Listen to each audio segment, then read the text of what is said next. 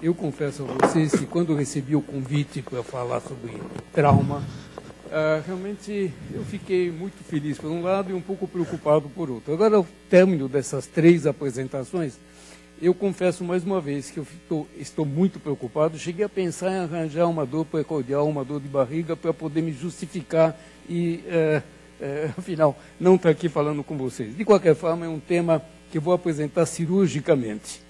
Então, é um tema que eu vou apresentar através de uma série de números para vocês meditarem um pouquinho a respeito.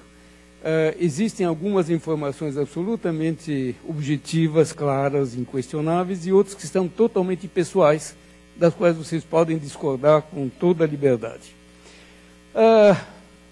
Eu vou começar rapidamente dizendo o que se entende por trauma, que às vezes trauma é visto como um problema de ordem psicológica. Não. Cirurgicamente, o trauma é alguma coisa que acontece, que acompanha a vida da humanidade desde o seu início, tanto no varejo como no atacado.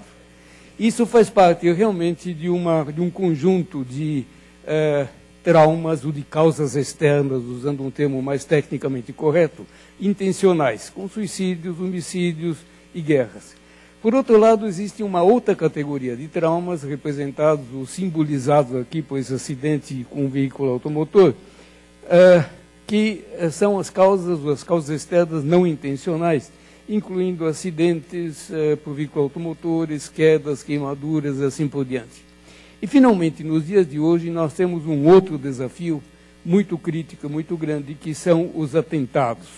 Tanto atentados convencionais, como aqueles que nós acabamos de ver, como os não convencionais por armas químicas, biológicas ou nucleares, que são realmente assuntos de tremenda preocupação, até porque praticamente não existem médicos ou serviços treinados para o atendimento desse tipo de problema.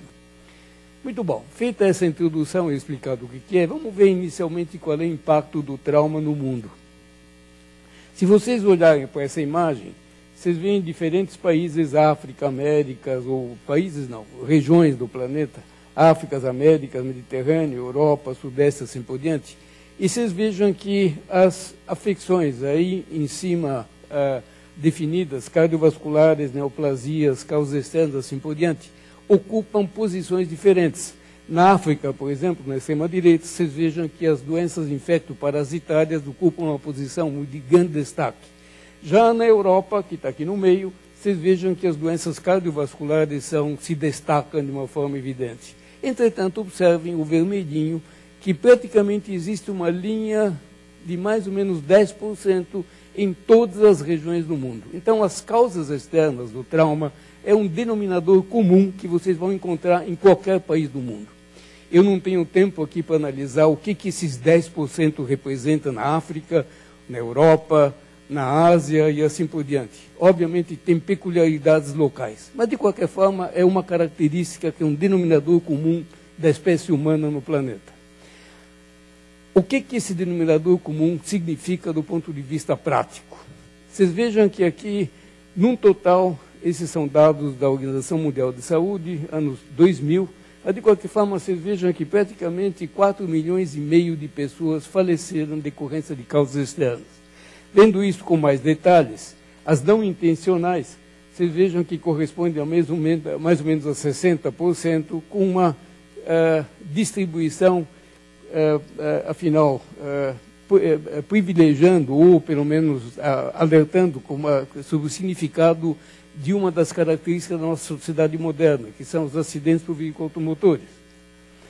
Por outro lado, observem um aspecto muito curioso, de que quando vocês falam nas intencionais, embora guerras e homicídios realmente sejam de grande destaque, o que mais chama atenção é o fato de que, entre essas causas, a metade praticamente são decorrentes de suicídios. A primeira vez que eu vi esse dado, eu achei que eu estava interpretando de uma forma equivocada ou que os dados estavam errados. Mas não, é isso mesmo. Eu nunca imaginei que pudesse haver uma taxa de suicídios tão elevada no mundo como um todo, particularmente no mundo oriental. O fato é de que esse é o perfil no mundo e, volto a insistir, em cada região do planeta, essas diferentes causas etiológicas têm uma prevalência diferente. e, portanto, um desafio diferente no sentido de dar uma solução para esse problema. Em poucas palavras, o impacto do trauma no Brasil. Analisando o número de mortes por causas externas desde 1979 até 2004, 2005, vejam uma tendência absolutamente clara, ascendente, nesse período de tempo. Isso significa, do ponto de vista prático, que nos dias atuais, praticamente em um ano, nós temos em torno de 120 a 140 mortes, isso depende de casuísticas diferentes, mas significa basicamente que nesses 15 minutos da minha apresentação, nós vamos ter uma mortalidade, 4 pessoas vão morrer em 15 minutos. Vocês vão entender o porquê que eu insisto nisso daqui a pouco. Um quadro um pouco confuso, talvez, mas tenha um pouquinho de paciência. Em primeiro lugar, estão as doenças do aparelho circulatório. Esses são dados do Ministério da Saúde, comparando informações de 80, 96 e 2004. A primeira linha de doença do aparelho circulatório, a segunda de tumores, de câncer, e a terceira é de causas externas, ou seja, daquilo que nós estamos falando agora. Eu vou ver isso com um pouquinho mais de pormenores nesse outro diapositivo, que talvez seja um pouco confuso, mas prestem atenção. Vejam mais uma vez, 80, 96 e 2004. Na primeira linha são as doenças do aparelho circulatório. Então, em termos do total de mortes, em 1980 as doenças do aparelho circulatório representavam 25%. Em 96, 27%. Em 2004, 27%. Mais ou menos estáveis. Na segunda linha estão os tumores, que subiram de 8,1% em 80 para 13,8% mais recentemente. Subiram seguramente. E na terceira linha nós vemos as causas externas, que subiram também de 9% para 12%. Analisando de uma forma mais pormenorizada exatamente as causas externas em si, vocês vejam que eu dividi aqui em 5 categorias: acidente de transporte, suicídios, agressões, arma de fogo e quedas. E vocês vejam que de 80 a 2004, os acidentes de transporte, como porcentagem de todas as causas externas, praticamente ficaram iguais. De 90, de 29, 29,8, 28, ficaram estáveis. Os suicídios no Brasil também não se modificaram muito. Entretanto, observe o que aconteceu com as outras causas. Vejam, por exemplo, que as agressões passaram de 20% para 40%. Vejam que as agressões por arma de fogo que resultaram em mortalidade subiram de 11% para 30%, se multiplicaram 3 vezes. E vejam que as quedas também subiram de 2,8% para 5,2%, o que representa realmente uma característica da população que envelheceu com o tempo e tem mais tendência a ter quedas. Mas eu volto a insistir sobre o significado das agressões como causa de morte e dos ferimentos por arma de fogo. Isso é um problema realmente grande, particularmente porque aquilo que é claro na literatura internacional, que à medida que o mundo está sofrendo uma globalização, isso leva a um aumento desse perfil, desse tipo de agressões, e por arma de fogo e agressões de outra natureza. Muito bom, o que representa isso do ponto de vista prático? Se vocês analisarem aqui o número de óbitos pelas faixas etárias, vejam que na faixa etária de até 39 anos, até 40 anos, o número de óbitos por causas externas, que é a linha vermelha, praticamente é imensamente maior do que as outras causas. Ou seja, embora os números sejam mais ou menos equivalentes, o que acontece é que gente jovem, como vocês que estão aí em sua maioria, morre mais frequentemente por causas externas. Obviamente, todos nós vamos morrer um dia, e isso vai acontecer ou provavelmente, ou por uma doença cardiovascular, ou por um tumor. Isso é inevitável. Mas morrer aos 20 anos de idade por causa de causa externa realmente é algo difícil de aceitar. Então, vocês vejam aqui, mais uma vez, entre 0 e 29 anos, a frequência de causas externas é praticamente 10 vezes maior do que as doenças do aparelho circulatório do câncer. Entre 30 e 39 anos de idade é 4 vezes maior. gente jovem morrendo, então, de problema desse tipo.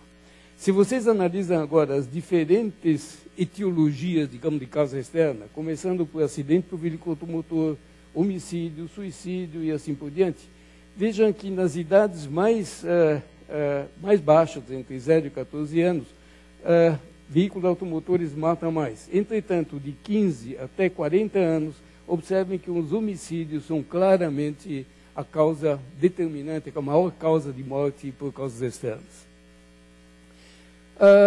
E observem uma coisa que me deixou extremamente angustiado a primeira vez que eu vi. Aqui vocês têm as idades em cima, 10 a 14 anos, 15 a 19, 20 a 24, 25 a 29, e aqui as diferentes causas de morte nessa faixa etária. Vejam que os ferimentos por arma de fogo entre 15 e 24 anos, no Brasil, representam 34 a 35% das mortes por causas externas. Muito mais do que as neoplasias e todas as outras causas. Ferimentos por arma de fogo. Obviamente, isso tem justificativas e explicações. O que isso representa do ponto de vista de custos diretos e indiretos? Os custos, evidentemente, em média, são extremamente elevados, particularmente quando vocês consideram que o gasto público com saúde per capita é extremamente baixo. E, na realidade, os custos médico-hospitalares representam apenas cerca de 15% a 16% do total. Mas existem outros custos, por exemplo, os custos em ano de vida perdidos. Se você ia viver como média até 70 anos, você morre aos 20 e você perdeu 50 anos. E, nesse sentido, o Brasil realmente se situa, depois da área andina, ocupa o segundo lugar no pódio. Um outro aspecto importante é que de cada vítima fatal existe uma série de sobreviventes com possíveis sequelas. Usando um termo, um dado, digamos, um número estimado em nível internacional, para cada morte tem 3 sequelas graves, de paralíticos, paraplégicos, amputados, cegos, assim por diante. Então, isso significa, mais uma vez, que enquanto nós estamos conversando aqui, 4 pessoas morrem e 12, ou talvez mais, ficam com algum tipo de sequela grave. Muito bom.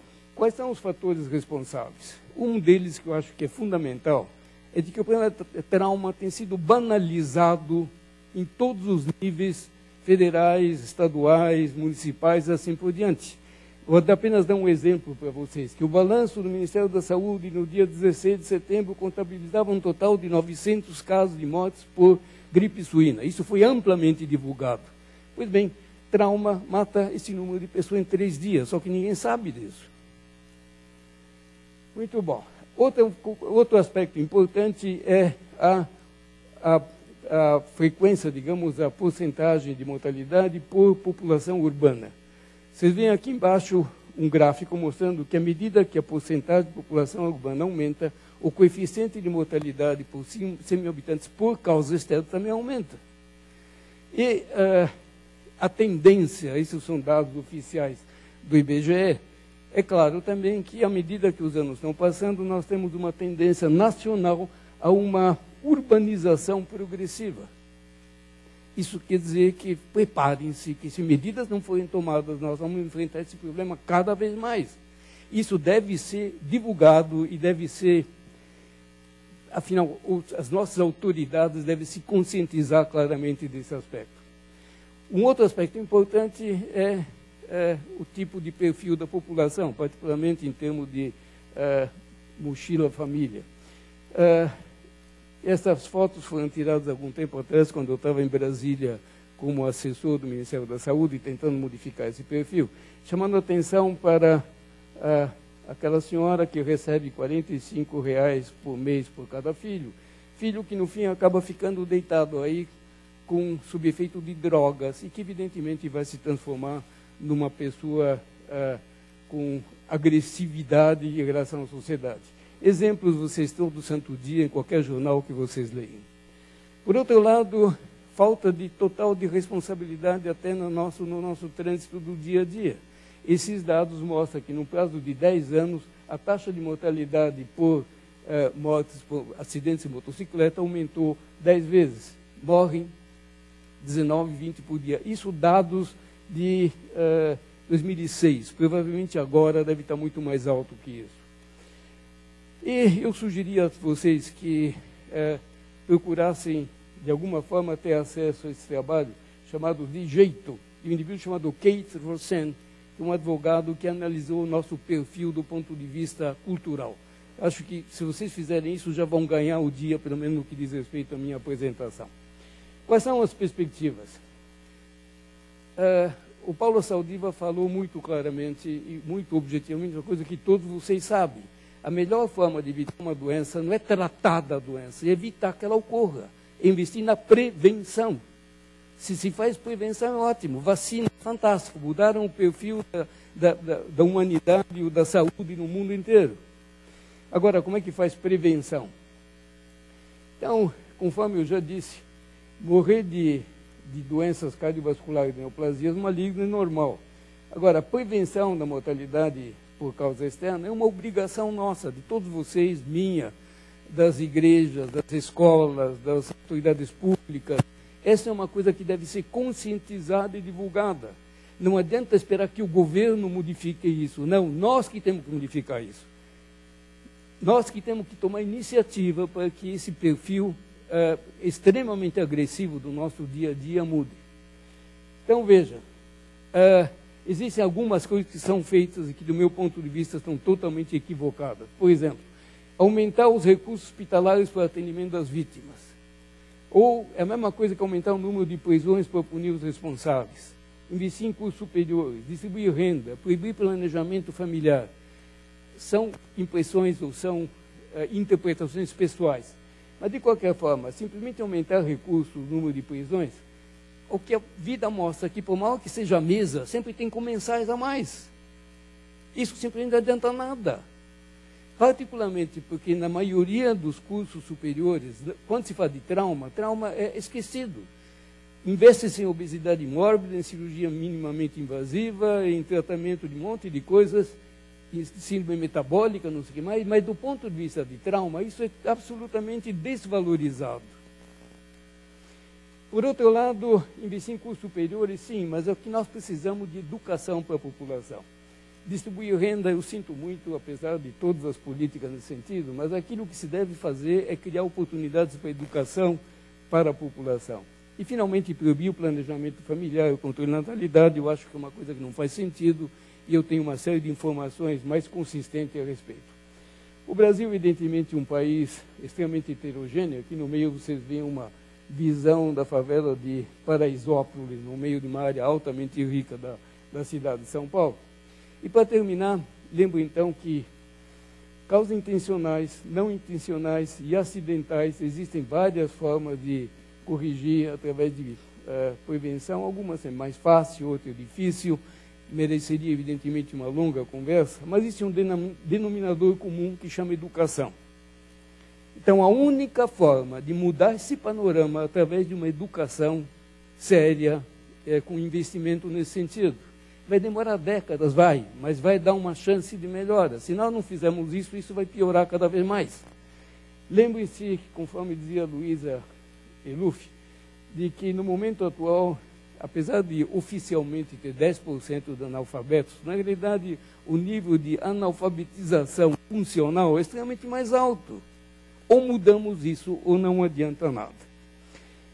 E aí eu termino dizendo que, mais uma vez, estou me sentindo como fazendo o papel que eu tenho cumprido a minha vida inteira de Dom Quixote, de tentar defender ideias, e eu convido vocês a fazer parte desse clube dos Dom Quixotes para tentar modificar esse panorama. E obrigado pela paciência.